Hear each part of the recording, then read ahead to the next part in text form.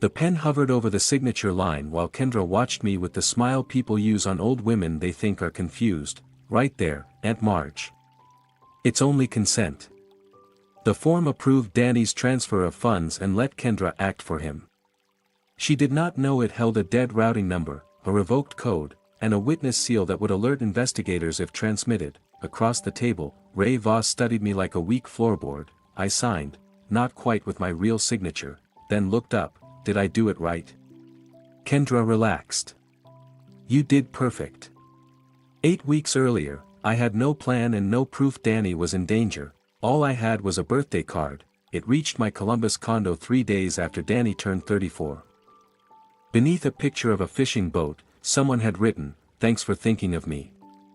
Things are busy, but I'm doing well. Kendra takes great care of everything. Love, Danny." I carried it to my desk. For 30 years, I traced insurance fraud through claims and false signatures. Handwriting carries habits and old injuries. At 19, plywood crushed 2 fingers on Danny's right hand. They healed crooked. Since then, every lowercase d leaned backward, and every y ended in a tight hook. The card had smooth D's. The Y in Danny's name swept forward. I found an old note he sent after rebuilding my porch. Aunt Marge, porch is done. Don't pay me. Mom would haunt me. The letters were rough and crowded. They did not belong to the same hand. Maybe Kendra wrote while he dictated. Maybe his hand hurt. Suspicion had served me at work, but outside an office it could become vanity, so I called him. 6 rings. Voicemail. That evening, I texted from my old flip phone, "Happy birthday, kid." Did the bass survive another year? At 10, Danny caught the same smallmouth bass 3 mornings in a row. Elaine called it Michigan's most trusting fish. The reply came 40 minutes later. "Thank you, Aunt Marjorie. I appreciate the birthday wishes. I have not been fishing recently due to health matters. Kendra is assisting me." No one in my family had called me Marjorie since my mother died. Danny had never used health matters in his life.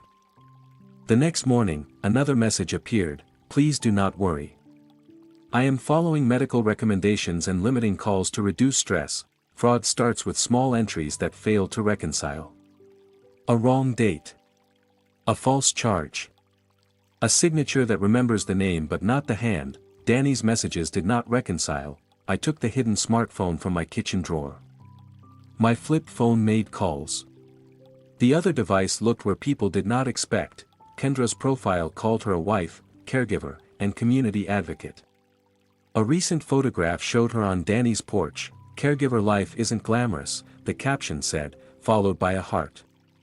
"But love means showing up every day." Danny had rebuilt that porch board by board because tearing it out, he said, would erase too many family footprints. There were no tools in the picture. No sawdust. No Danny. He appeared in only 2 photographs that year. In one, he sat pale and unfocused beside a prescription bottle with its label turned away. The caption called it a neurological setback. In the other, he stood between Kendra and Ray. They smiled at the camera.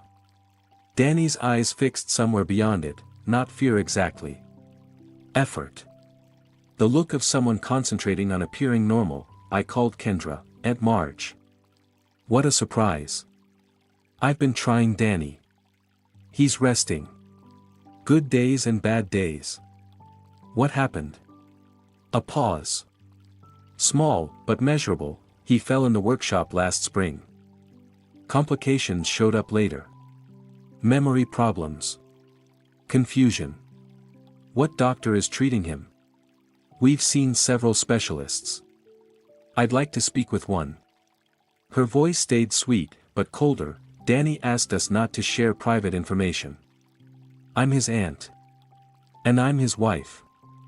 That was the first honest sentence she gave me. She said Ray had moved closer to help. Danny forgot conversations, and questions made him agitated. Before I accused her, she explained why I should not call, visit, request records, or trust Danny alone. A complete defense, built before the charge. I opened the trust file Elaine gave me before cancer took her. Danny inherited the lake house, workshop, And a portfolio protecting both. He'll give away his last board to help somebody patch a roof, Elaine once told me. Promise you'll notice if anyone starts taking advantage. I promised. Then she died, and I became good at avoiding Harlow Point. Danny called less. I let conversations shorten. I blamed work and travel. The truth was uglier. His laugh sounded too much like hers, and the lake house held too many empty places. Grief can look like abandonment from the other side. For the first time, the distance I defended as grief looked less like protection and more like permission for someone cruel to step between us. I had left him alone long enough for someone else to become indispensable. Guilt was not evidence, so I kept looking. County records showed a power of attorney filed 6 months earlier, giving Kendra control over Danny's medical and financial decisions. The signature resembled his from a distance. Up close, the backward lean was missing. Then I searched online sales and pawn inventories. People lied about what disappeared. Objects resurfaced with price tags. At 1:13 in the morning, I found the ring, 14-karat gold. Small diamond. Blue enamel worn thin along the left side. The listing called it a vintage estate piece. I knew every scratch. It belonged to Elaine. After the funeral, Danny kept it in a cedar box inside his workshop safe. The seller was an online pawnbroker in Cadillac. 3 towns south of Harlow Point. I did not call. Questions alert people. I created a new email address, used a prepaid card, and bought it anonymously. 4 days later, a padded envelope arrived. The ring dropped into my palm, smaller than I remembered. I saw Elaine's hand on the lake house railing while she laughed at Danny for measuring the same board 3 times. I held it against her wedding photograph, same worn enamel. Same nick near the setting. Danny would have sold his truck before that ring. He would have sold his tools before his mother's ring. I placed the card, the old note, the power of attorney filing, Kendra's photographs, and the pawn receipt in a row. Every item was small enough to dismiss. Together, they formed a balance that would not clear. I packed 1 suitcase. The flip phone went in my purse. Under the lining, I hid the smartphone, the ring, and copies of everything I found. I sent no warning and made no reservation in Harlow Point.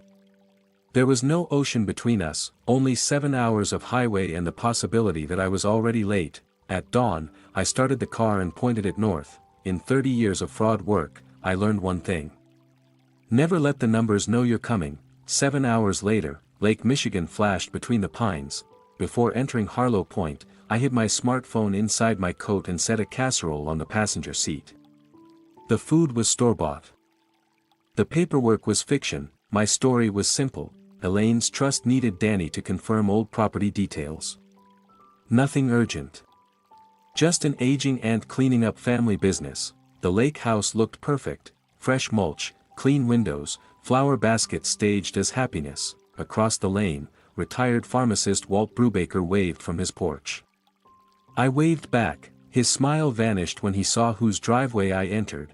Kendra opened before my second knock. She wore gray scrubs despite never working in medicine and looked tired in a carefully arranged way. Aunt Marge. You should have called. I tried. I lifted the casserole. Young people don't answer phones. Ray Voss rose from the couch. Silver-haired and broad-shouldered. His handshake lasted too long. Kendra says you're sharp. I let my purse slide and fumbled to catch it. Not anymore. I lose my glasses while they're on my face. Kendra laughed. Ray did not. The house smelled of lemon cleaner and medicine. Elaine's family photographs had become lake prints. One remained, Danny between his parents, with half of Elaine cropped away. Where's Danny? Resting, Kendra said. Ray answered at the same time. Medication hour. Kendra guided me into the kitchen. Too much stimulation causes setbacks. What condition? Ray answered. Post-traumatic cognitive decline. I had asked her. A card slipped from beneath a refrigerator magnet. Lakeshore Premier Realty, on the back, Thursday, 2:30, Lake Valuation. Kendra took it. We're exploring options. This place is too much for Danny. The house belongs to him. Ray's expression tightened. I smiled vaguely. Unless the trust changed. That's why I brought papers. The tension disappeared. Greed is an excellent sedative. Soon they were asking what the trust contained, an unresolved distribution, I said. 300 something, perhaps. Or 30. Kendra handles Danny's legal affairs, Ray said, of course. Elaine always said he was too generous. Kendra said Danny had fallen from a short ladder 14 months earlier. Memory loss and angry episodes followed. Whenever I asked a date, Ray answered for her, then a floorboard creaked, Danny appeared with one hand against the wall. My nephew had always looked built from lumber. Now his shirt hung from his shoulders, his face was hollow, and his pupils were too small for the light. Aunt Marge. His words dragged together. Kendra reached him first. Easy, honey. You should be lying down. Danny looked directly at me. Recognition surfaced, disappeared, then fought back. I had seen that rhythm while auditing a nursing home drugging scheme. Overlapping sedatives had made healthy minds look ruined. His dry lips, loose knees, delayed focus, and slurred tongue looked like overmedication. Not a stable brain injury. I brought boring family paperwork, I said. His eyes dropped to my folder. Fear sharpened his face. He doesn't sign documents now, Kendra said. I have power of attorney. Of course. You told me. She had not. Danny sat beside a pill organizer. The noon compartment held 2 white tablets over a blue capsule.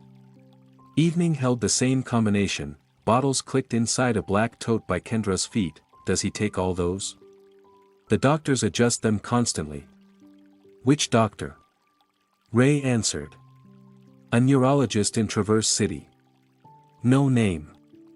No clinic. I wiped my glasses while the phone camera inside my coat captured the organizer. Kendra brought Danny water and 3 pills from the locked tote. He hesitated. Now, Danny.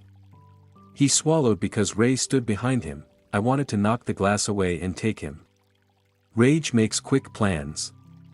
Procedure asks whether they survive paperwork. Kendra held a filed power of attorney. I had no proof. One failed accusation, and I would never get inside again, so I praised the flowers and asked about pie at the marina. I mentioned depositing the trust money into an account controlled by Danny's representative. Greed pulled them into the dining room with my folder. Danny and I had less than 90 seconds. I sat beside him. His eyelids sagged. Look at me, I whispered. He struggled to focus. Did you sell your mother's ring? I opened my palm. The blue enamel caught the light. His hand closed around my wrist with surprising force. No, he breathed. The copier hummed in the next room. Are they giving you too much medicine? Danny pulled me closer. Bitter powder marked his breath. Not sick. 2 words, barely formed. His fingers loosened. Clarity drained away, leaving Kendra's empty photographic smile. She returned holding a copied page. Look at you 2 catching up. I closed my hand around the ring. He was telling me about fishing. Danny's eyes flicked toward me once. Ray kept 1 page beneath his hand. This power of attorney may help. Kendra can sign for Danny. I reached past it, missed, then found my glasses on my head. While they laughed, I photographed the notarization. The notary was Lila Mercer. I stored the name. Ray leaned toward me. Danny won't work again. This property is wasted on him. Elaine wanted him protected. Protecting him means making decisions he'd resist if he understood. Ray had crossed that moral line so often he no longer saw it. I asked to use the bathroom. The bathroom cabinet held a medication schedule. I ran the faucet and photographed it. 2 sedatives, a muscle relaxant, and an antipsychotic. Kendra's handwritten doses were closer together than the pharmacy instructions allowed. When I stepped out, Kendra waited at the end of the hall. Find everything? Eventually. Her smile held, so did mine. Before leaving, I asked to see Danny's workshop. It upsets him, Kendra said. Nothing worth seeing, Ray added. That made it worth seeing. While Ray took a call and Kendra faced the sink, I slipped into the unlocked workshop. Dust covered the workshop. Danny's chisels hung in order. A half-finished crib sat on his bench, one rail smooth and the other still penciled. A note above it read, "For the Donnelly baby." Due in June. June had passed. Danny had not abandoned the crib. Someone had stopped him. 3 unopened bank envelopes lay beside a memory care brochure. A deposit amount was circled in blue. The back door slammed. Marge. I returned the brochure exactly where I found it. Kendra crossed the yard. Her warmth was gone. You shouldn't wonder. The ground is uneven. Ray came behind her. People fall out here. The threat was quiet enough to deny. I pressed a hand to my chest. You're right. Elaine said curiosity would put me in a cast. Kendra's mask returned. She walked me to the car. Across the lane, Walt pointed 2 fingers toward his eyes, then toward the lake house. I gave no sign I understood. Kendra watched me start the engine. Ray watched until I disappeared. I drove 12 miles before stopping at a roadside motel. Inside, I locked the door, closed the curtains, and encrypted every photograph. The doubled pill schedule, the power of attorney notarization, Lila Mercer's name, the realtor's card, the memory care deposit. I placed Elaine's ring beside Danny's old note and replayed his words until fear became instruction, not sick. For the first time since Elaine died, my grief had somewhere useful to go. I gave it a column of its own. I opened a yellow legal pad and drew a line down the center. At the top of the left column, I wrote, "What they think I am, old. Lonely. Guilty. Confused. Easy to manage." At the top of the right column, I wrote, "What I am, forensic accountant. Patient. Uninvited. Watching." Then I added one final word, family. They saw a widow with a casserole. They should have run a background check. The next morning, I visited Walt Brubaker. He waited until I parked behind his garage before opening the side door. Up close, he had white hair, bent shoulders, and a pharmacist's measuring stare. "You're Elaine's sister. Marge Ellison." "I know. Danny used to talk about you." "Used to." I showed him the photographs of the pill organizer and the schedule from the bathroom cabinet. He put on reading glasses. His mouth tightened. This combination would flatten a linebacker. Could it make a healthy man look brain-damaged? Slurred speech, confusion, weakness, memory gaps, falls. Give these close enough together, and people will see whatever diagnosis you tell them to see. Walt opened a notebook. He had recorded pharmacy bags from Petoskey, Traverse City, and Wisconsin. Kendra stopped using the local pharmacy after I questioned 2 sedatives from different prescribers. Ray warned me about gossip. "What did you say?" "That threats can become evidence." For the next 3 weeks, I became useful. I brought groceries, organized trust papers, misplaced my keys, and called Ray by the wrong name. People who think they are smarter will often explain how to tie their own knot.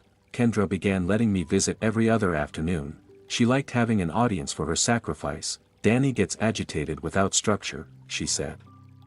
The injury changed him. Then she gave him pills and answered questions directed at him. Ray was there almost every time, seated where he could see the hallway, the back door, and my hands. The first time Kendra left me alone with Danny, she placed 3 tablets beside his juice. "Make sure he takes the vitamin." Only one was a vitamin. I had identified the others by their markings. When Kendra turned away, I palmed the white sedative and replaced it with a calcium tablet. A minute after Danny swallowed the rest, his eyes cleared. "You came back," he whispered. "I'm going to keep coming back. Don't trust papers." "What happened on the ladder?" "Slipped. 4 steps. Hit shoulder." "Did you pass out?" "No." "Was Ray living here?" "Moved in next week." Said. "Help." Footsteps sounded. Danny's face went blank before Kendra entered. "Did he take it?" "All gone." She smiled. "You're good for him." That was how our stolen conversations began. 90 seconds one afternoon. 2 minutes another. Fragments passed while Kendra stepped outside. The fall had been minor. 6 stitches, a bruised shoulder, no overnight admission. 3 weeks later, Kendra began telling people he forgot appointments and became violent. Danny remembered no violence. He remembered Ray bringing forms, a woman watching him sign, and refusing to sell the lake house. After that, the doses increased, each clear sentence cost him effort. His hands trembled. Sweat gathered at his hairline. I gave him the one fact he needed: I believe you. His eyes filled before he turned away. For 14 months, he had been told his mind could not be trusted. 3 words gave him strength, so I kept my questions foolish and my hands busy. I photographed appointment cards, copied prescription numbers from receipts, and wrote dates inside a crossword book because Ray had started watching my legal pad. The original urgent care report was the first document that reconciled: minor fall. No loss of consciousness. Neurological exam normal. The version in Kendra's binder told a different story: severe memory disruption, possible traumatic brain injury. And recommended incapacity evaluation. 2 pages appeared to come from Dr. Ellen Cho, a neurologist in Traverse City. Her letterhead looked real. Her signatures did not. The second copied the first exactly, including the same tiny ink break beneath the E. Machines repeat accidents.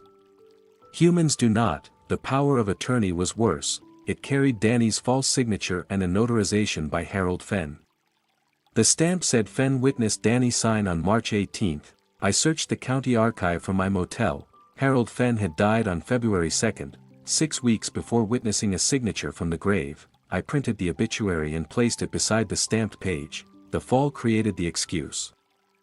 The altered referrals created the diagnosis. The dead notary created the authority. The medication created the symptoms that made every lie appear true.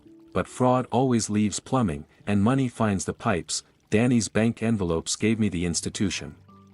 Public records gave me the destination: Voss Home Support LLC, registered in Indiana, not Michigan. Ray was the organizer. Kendra was the manager. The address was a rented mailbox near South Bend. There were no employees, licenses, or clients other than Danny. Over 14 months, $410,000 had moved there under labels like home support and medical coordination. One payment covered a bathroom conversion that never happened. Another paid for care while the house sat empty. Money does not lie. It just waits for someone to ask it the right question. I needed the statements. Ray supplied them himself. On my 9th visit, he left an unlocked canvas file tote in the study while Kendra helped Danny upstairs. Inside were the LLC's bank records. The money entered from Danny, then left almost immediately. Ray's boat loan, Kendra's credit cards, cash withdrawals below reporting limits. 3 payments to Lakeshore Premier Realty marked Perry Sales Services. I photographed every page. That night, I mailed one printed set to Columbus with tracking and put another in a safe deposit box. Chain of custody is not glamorous. Neither is a seat belt. You appreciate both when the collision comes. The collision nearly came 2 days later. Ray left the tote in the study again. It felt like bait, but I needed the last page of one statement. I found it. Then the door closed behind me. Ray stood with one hand on the knob. The bathroom is the other direction. He saw the statement. I let my face collapse into embarrassment. Oh, Lord. I thought this was the downstairs toilet. There is no downstairs toilet. That explains why I couldn't find the light. I placed the page upside down and opened a closet full of coats. My bladder has become a tyrant, Raymond. Ray. That's what I said. He stepped closer. You investigated fraud, didn't you? Investigated is generous. I annoyed people until receipts appeared. His stare sharpened. I leaned closer. Between us, I'm hoping Elaine hid money somewhere. Danny could use it. Greed and suspicion balanced inside him. Greed won by half an ounce. He opened it. Bathrooms upstairs. As I passed, I noticed a framed lake photograph. Ray stood on a pontoon beside a dark-haired woman whose face had been partly hidden beneath the mat. Your wife. He turned the picture face down. Old family friend. After that, he watched me more carefully, so I stopped reaching for documents and reached for people. Dr. Ellen Cho's office refused to discuss Danny. I expected that. I emailed the referral pages and asked one question. did your office create these documents? Dr. Cho called 20 minutes later. I examined Mr. Ellison Marsh once. His screening did not support a traumatic brain injury. I recommended reducing sedating medication and obtaining an independent toxicology review. Did you declare him incapacitated? No. Did you sign these referrals? No. The letterhead is outdated, and that is not my signature. The first outsider had named it forgery. Will you put that in writing? Yes. Is Danny in immediate danger? Yes. Then do not confront whoever controls his medication. Contact law enforcement. I intend to. She sent a signed statement before sunset. Walt provided one too, limited to the dangerous drug overlap and the 3 distant pharmacies. Enough for someone to listen? He asked, enough that refusing to listen becomes a choice. On my final visit, I swapped Danny's false vitamin again. Kendra was outside arguing with the realtor. Ray had driven into town, his clear window opened quickly. I showed him Dr. Cho's statement. His hands shook. I knew, he whispered. Thought maybe. Losing it. You're not. He looked toward the workshop, Dad's house. Still yours. Kendra says facility. I saw the brochure. Fear crossed his face. Don't let them. I won't. It was the first promise I made him. Danny reached for my hand. Mom knew you'd come. The words pierced every defense around Elaine's death. I should have come sooner. You came. A car door slammed outside. I hid the statement. By the time Kendra entered, Danny was staring at the television again, but his thumb pressed once against my palm, a signal. We were no longer aunt and nephew pretending everything was normal. We were 2 people inside the same operation, surviving on stolen minutes. The next morning, I assembled the file, the urgent care report, the doctored referrals, Dr. Cho's denial, Harold Fenn's obituary and notary record, prescription photographs and Walt's statement. The Indiana LLC registration, 14 months of transfers totaling $410,000, realty payments, memory care paperwork, dates, photographs, and tracking receipts. I bound everything and drove to the Harlow County Sheriff's Office. Inside, a deputy sat behind reinforced glass, eating sunflower seeds and reading a fishing magazine. I placed the binder in the metal tray. I need to report financial exploitation, medical abuse, forgery, and possible unlawful restraint of a vulnerable adult. He looked at the file, then he looked at me. His smile was warm, practiced, and hard to doubt. I had seen that smile before. He pulled the tray toward himself. Why don't you let me take care of this? Ms. Ellison. His nameplate caught the light. C. Voss. Cole Voss read the first page without touching the rest. His smile held. Financial exploitation, medical abuse, forgery, he said.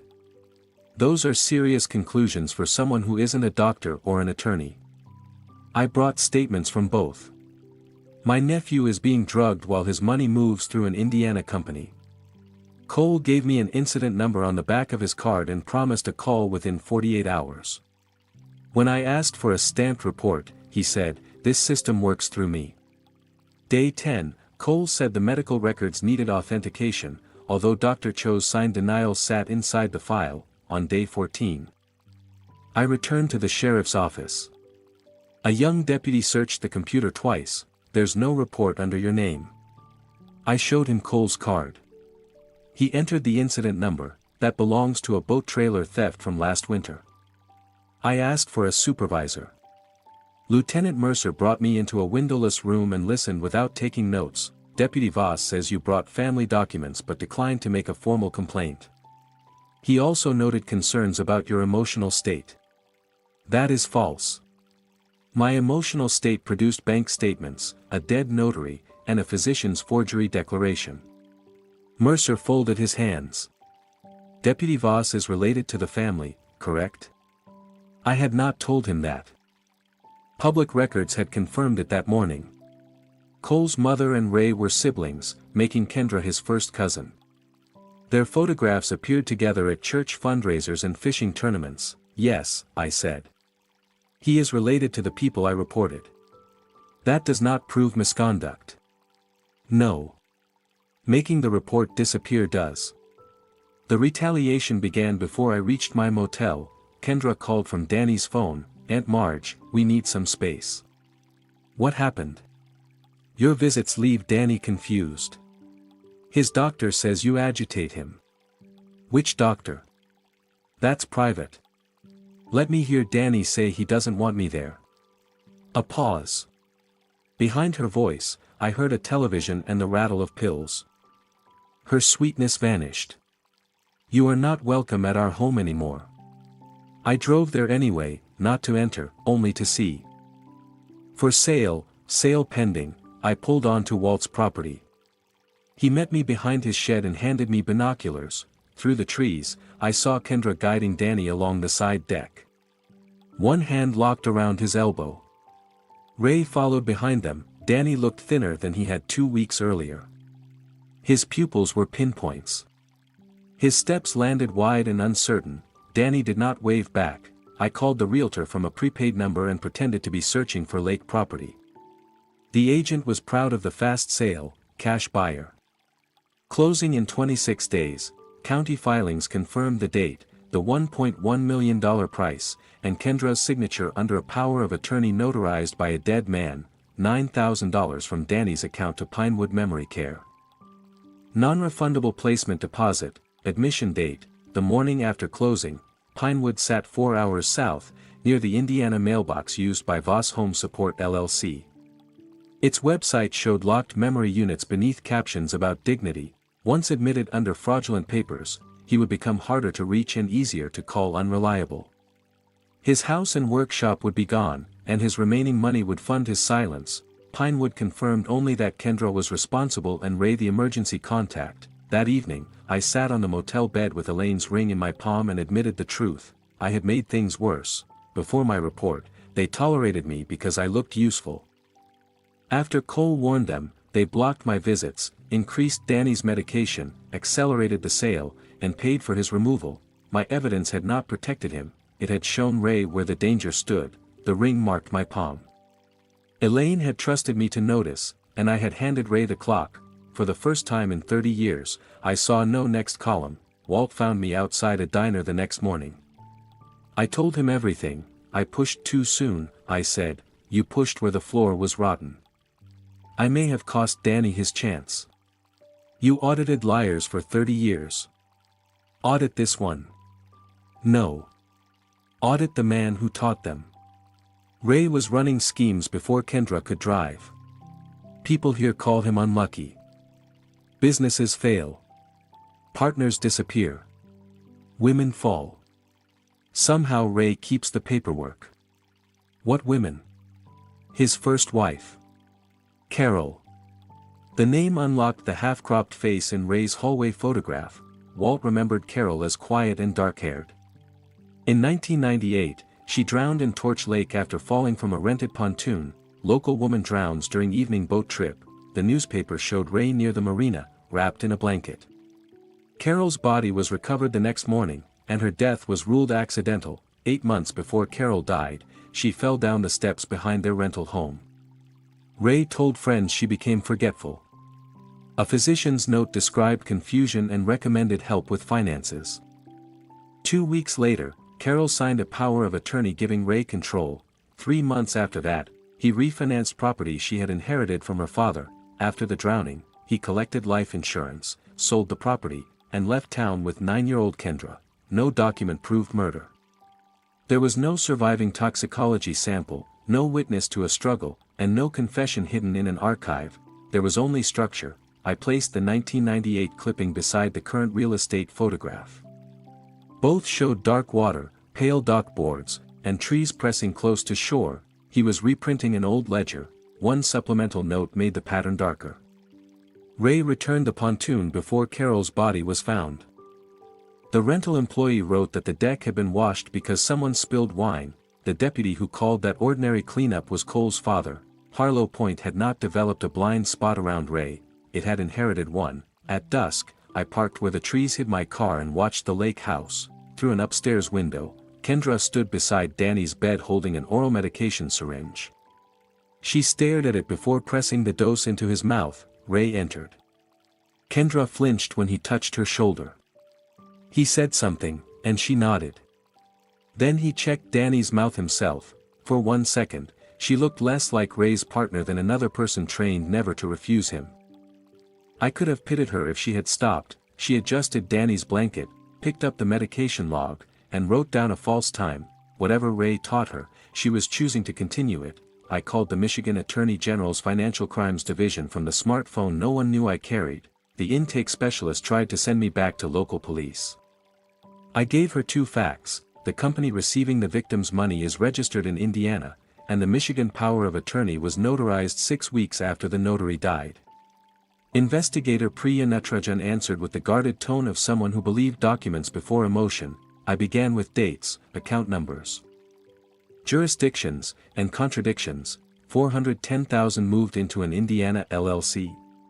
She asked. Yes. Controlled by the wife and her father? Yes. And your local report? Taken by Deputy Cole Voss, Kendra's cousin. The incident number belongs to an unrelated theft. The binder is missing. Priya opened a secure portal. I uploaded the bank records, LLC registration, Dr. Cho's statement, Harold Fenn's obituary, the sale filings, Pinewood's deposit, and Cole's obstruction timeline. I sent Carol's records separately and labeled them possible pattern, unproven. Your financial file is credible. The Indiana transfers give us an interstate fraud angle. The dead notary and forged medical documents support coordination. We can preserve records without notifying them. When do you remove Danny? We don't yet. Much of your evidence was obtained informally, she said. It establishes serious concern, but defense counsel will attack access and authenticity. The medication swaps complicate an emergency petition. I need a physician to examine him directly or a fresh criminal act we can watch happen. He closes on the house in 26 days. I know. He enters Pinewood the next morning. I know that too. If we move too early and a court accepts Kendra's authority, they may relocate him before we secure the records. If we move too late, the sale money disappears. I need clean evidence created after our investigation begins. Fresh fraud. Something provable from the first lie to the final transmission. I looked at the papers spread across the motel desk. Elaine's trust file sat beneath the pawn receipt for her ring. There was no hidden fortune in it, only routine provisions protecting Danny's inheritance. They had asked about unresolved distributions from the moment I entered the house. Every thief leaves an appetite larger than the last amount stolen. You said they believe you control family trust paperwork, she said. Yes. Can you make them act on that belief without increasing Danny's risk? Until then, I had documented their crime and hoped a clean institution would stop it. Ray had a buyer. A facility, a cousin with a badge, and an old method that ended at the water. I had 26 days and the one weakness he had never learned to medicate. Then let's give them something new to steal. Priya did not smile when I proposed the bait. She turned Elaine's trust file page by page. There is no final distribution. I know. And you want them to believe $300,000 is waiting for Danny. Enough to make Ray hurry. Not enough to make him run before the closing. Priya tapped the Indiana LLC statement. The money cannot exist. We document an attempted theft. We do not fund one. So we give them paper. Paper with teeth. Her team built a fictional trust schedule requiring Danny's signature. A competency affidavit, and wiring instructions. Its controlled account would reject any withdrawal while preserving the transmission.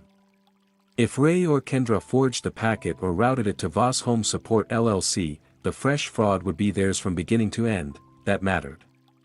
A fresh crime watched from its first click is harder to bury than a history rebuilt later. Priya had one condition: Danny must understand enough to choose. Reaching him fell to Walt. Walt's fence touched shoreline visible from the workshop, where he often left scrap wood. Our first note went beneath maple strips. Aunt Marge has outside help. 3 knocks means read alone. 2 days later, a reply appeared on sandpaper. I understand. Tell me what to do. The backward D and hooked Y belong to Danny. Priya's instructions were simple: investigators are watching. You may refuse to help.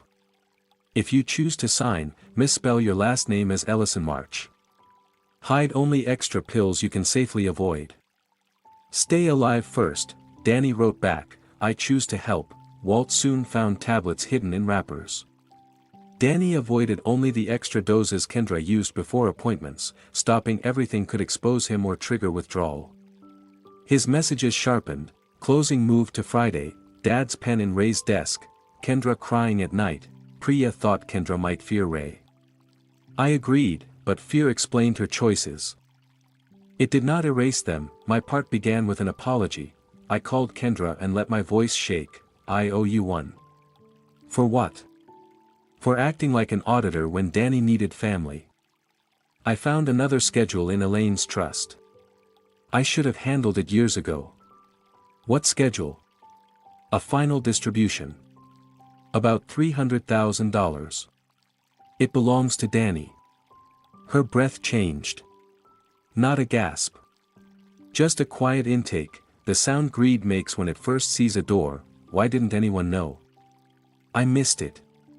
The release needs Danny's signature, a competency affidavit, and an approved receiving account. Danny can't manage money. I know. That is why I'm calling you. I apologized for involving the sheriff and promised to fix the damage before returning to Columbus. Kendra forgave me immediately. Forgiveness gave her access. The next afternoon, Ray had the trust packet spread across Danny's dining table. Although I had sent only a summary, Priya's tracker showed the file had been opened from Kendra's network, forwarded to Coles County email, and downloaded in Indiana. Fresh interstate transmission. First tooth, Ray adjusted his glasses. $300,000 is a serious responsibility. It was Elaine's money. And now it's Danny's. If the conditions are met. Danny sat by the window, chin lowered, hands loose. He looked deeply sedated, then his left thumb brushed twice against his index finger. Walt's signal, clear enough. I wanted to cross the room and hold him. Instead, I spilled sugar beside my cup and apologized until Ray grew impatient. The receiving account can be controlled by Danny's representative? He asked. The trustee must approve it. That's you. For now. Ray studied me. You've gotten sharp lately, Margie. I rubbed the brown spot on my hand. Sharp people do not misplace $300,000 for 6 years. His stare held, then Danny dropped his cup. Kendra rushed toward him, and Ray looked away. Danny had created the distraction. When I bent to help, his eyes found mine beneath the table, awake. Working, Ray scheduled the trust signing for the same morning as the house closing. One trip, he said. One clean transition. House sale at 9. Trust papers at 9:30. Pinewood transport at 11, one big exit day. For 6 days, Priya's team prepared the closing. The real buyer's attorney cooperated after learning the title was compromised. State investigator Mara Keene replaced the notary, and cameras went into the clock, smoke detector, and scanner. The coffee service carried one microphone. My blouse carried another. If Ray touches you, we enter, Priya said. If he threatens Danny, we enter. If Danny misses the signal, we protect him and accept what we have. Danny first. Case second. The morning of the closing, fog covered the lake road. Celebration coffee waited untouched inside the conference room. Ray entered with one hand under Danny's elbow. Kendra carried the black medication tote and a blue folder. Danny's steps dragged, his mouth hanging slightly open. For 3 seconds, terror overruled training. I thought they had given him too much. Then he stumbled beside my chair and tapped the table once with his crooked fingers. Still here. Cole arrived in uniform and waited near the entrance. Family support, he told the receptionist. 2 state officers waited in the parking lot with the order taking his badge. Mara began with the property papers. Mr. Ellison Marsh, this deed transfers your lakefront property. Do you understand? Danny stared through her. Kendra answered. He understands in his own way. Mara kept her eyes on Danny. Do you wish to sell? Ray squeezed his shoulder. Danny's head dipped once. The deed could not record, the exchange only exposed Ray's control. Kendra placed the blue folder beside her chair. Through the cover, I recognized Dr. Cho's old letterhead, second tooth. The buyer's attorney reviewed the trust instructions. The distribution requires separate wiring authorization. Which institution? Midwest Community Bank, Ray said, and the beneficiary? Voss Home Support LLC. The attorney looked at me. Is that the trust beneficiary? No. Danny is. Ray smiled. The company manages his care. The funds remain for his benefit. State the routing and account numbers for verification. Ray recited both aloud. The routing crossed into Indiana. His voice traveled through my blouse, the coffee service, and every camera. Third tooth. Mara opened the trust packet. We require proof of present competency. Kendra reached for the blue folder, then stopped. For the first time that morning, she looked directly at Danny. He sat folded in his chair, performing the helplessness she had forced on him for 14 months. Her fingers withdrew. Ray said her name quietly, Kendra. He did not threaten her. He did not need to. A door opened. And Kendra closed it herself. She placed the affidavit on the table. Dr. Cho completed this after reviewing Danny's condition. Mara examined it. Was Dr. Cho present when he signed? She authorized us to witness it.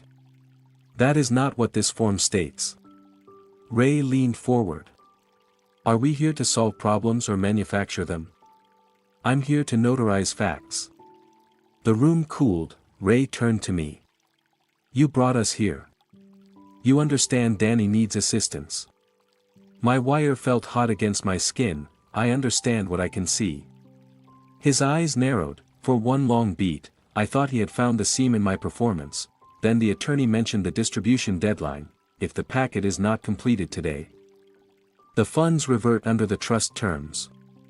Greed pulled Ray onward. He opened a leather case and removed a black fountain pen with a worn silver clip. It had belonged to Danny's father. Elaine gave it to him on their 20th anniversary, and Danny later kept it in the workshop.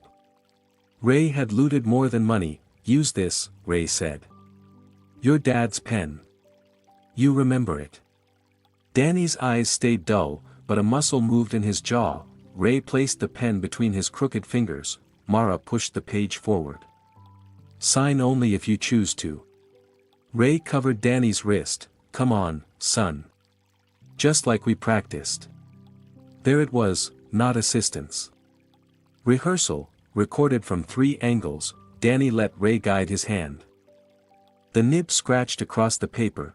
Danny Ellison March, 1 missing S, the deliberate error Priya had instructed. Proof of coercion hidden inside the signature. Danny lifted his eyes to mine. For less than a second, the fog disappeared. We had built porches, argued about fishing lures, and buried his mother. Across the table, we understood each other without moving. He had done his part. Ray released his wrist. See. Perfectly capable with support. Mara did not stamp the page. She asked Kendra to confirm the affidavit. Kendra swallowed. It is valid. Did Dr. Ellen Cho sign it in your presence? No. Did it come directly from her office? Ray answered. Through secure medical channels. The attorney lifted the attached email. This address belongs to Voss Home Support LLC. Ray's confidence flickered. He reached for the papers. Mara covered them with her palm. Leave the packet where it is. Cole started toward the conference room. 2 officers intercepted him in the lobby. Through the glass, I watched one remove his radio while the other served the order. Then the badge came off his shirt. Inside, Ray stood. Priya's voice came from behind me. The transaction is over. 4 investigators entered with credentials and instructions. Every document was already copied. Ray looked at me first. You set this up. I said nothing. The documents had done enough talking. An investigator moved to Danny. Sir, you're going for an independent medical evaluation.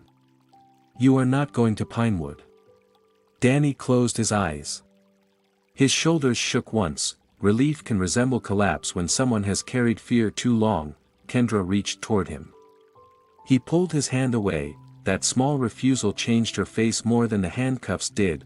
Priya named the suspected offenses: exploitation, forgery, chemical restraint, conspiracy, obstruction, and interstate wire fraud. Ray explained immediately. Danny was ill, Kendra overwhelmed, the company legitimate, the drugs protective. Every sentence added to the record. An investigator bagged the blue folder. Another photographed Danny's father's pen before sealing it as evidence. The celebration coffee cooled untouched. When the cuffs closed around Ray's wrists, Priya stepped closer. One more agency asked to be notified when we contacted you. Ray kept his face composed. Which agency? The county office that closed Carol Voss's drowning in 1998. His folksy mask cracked, the color left his face. For once, no explanation arrived. Kendra turned so quickly her chair struck the wall. Carol. She stared at her father. What is she talking about, Dad? Kendra stared at her father. What is she talking about, Dad? Ray recovered first. Nothing that concerns you. Priya placed Carol's newspaper photograph on the table. The hallway frame had hidden half her face. Here, she was whole again, one hand on the rail of a pontoon. This concerns her, Priya said. And it may concern you. Ray pulled against the officer holding him. Do not answer questions. Kendra kept looking. Carol had raised her until the summer she drowned. Childhood returned to Kendra in fragments, tightened shoulders, a dry swallow, fear arriving before calculation. What do you want from me? The truth. It will not erase what you did to Danny, but it may stop your father from writing the rest of your story for you. Kendra stepped away from Ray. Her cooperation was not noble. She asked about immunity before Danny. Priya promised only that every truthful statement would be documented. Kendra talked anyway. Ray planned the latter story. He found the dead notary's stamp and showed her how to copy Dr. Cho's old letterhead. He chose distant pharmacies so no pharmacist saw the full drug list.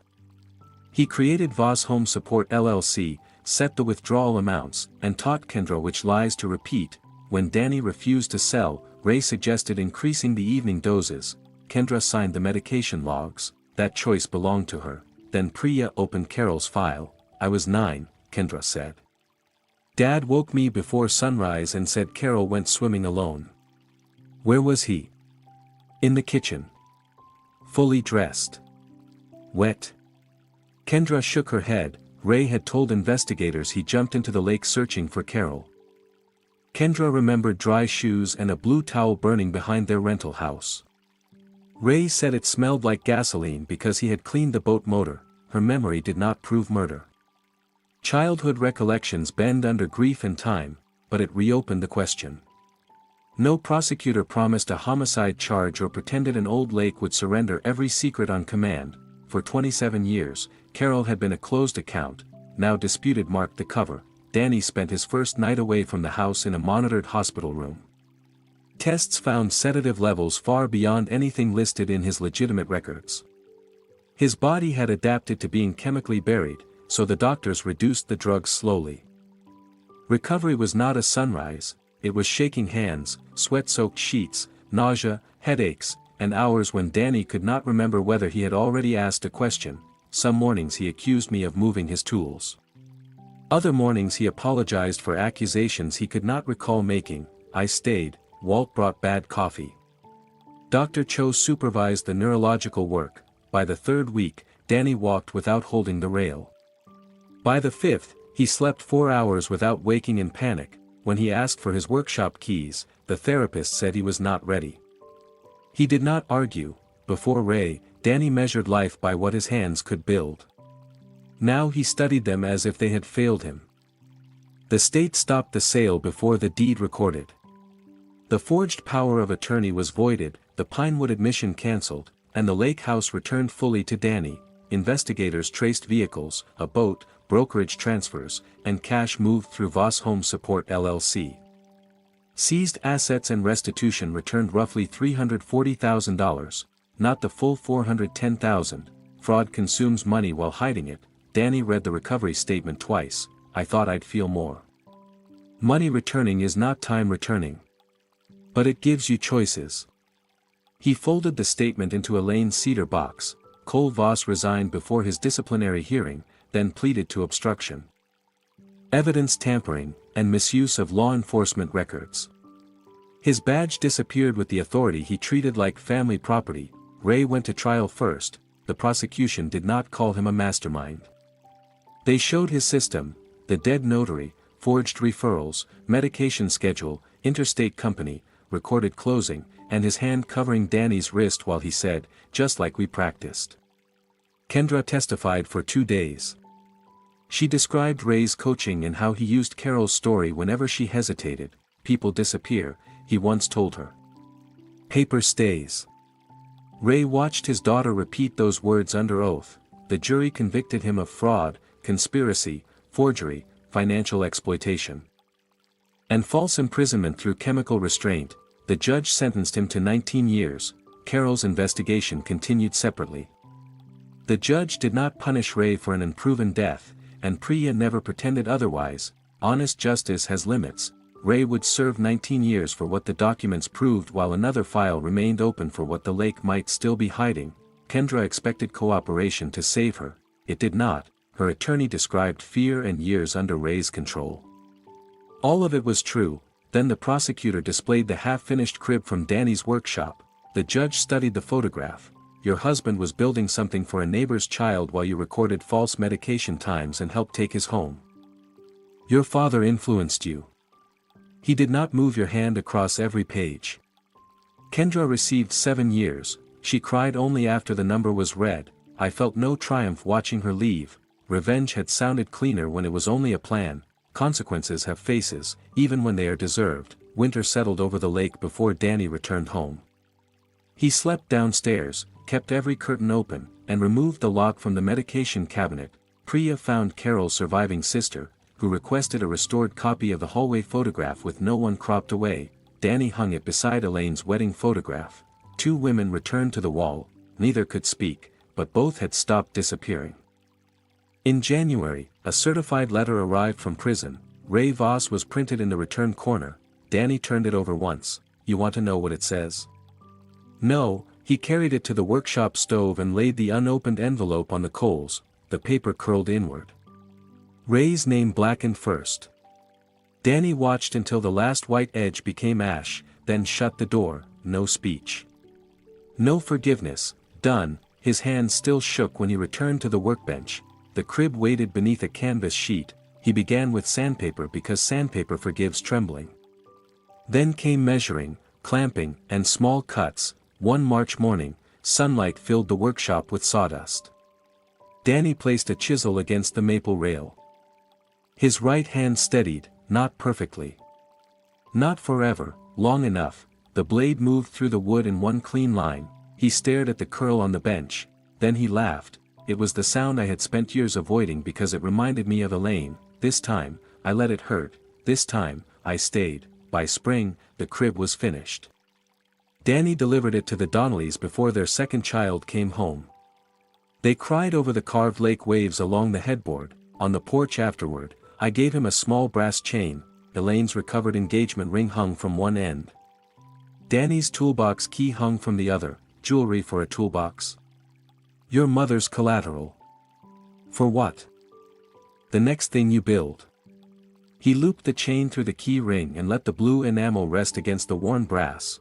That ring had been the first object to tell me Danny's life no longer belonged to him. Now it opened his workshop, the form from the beginning.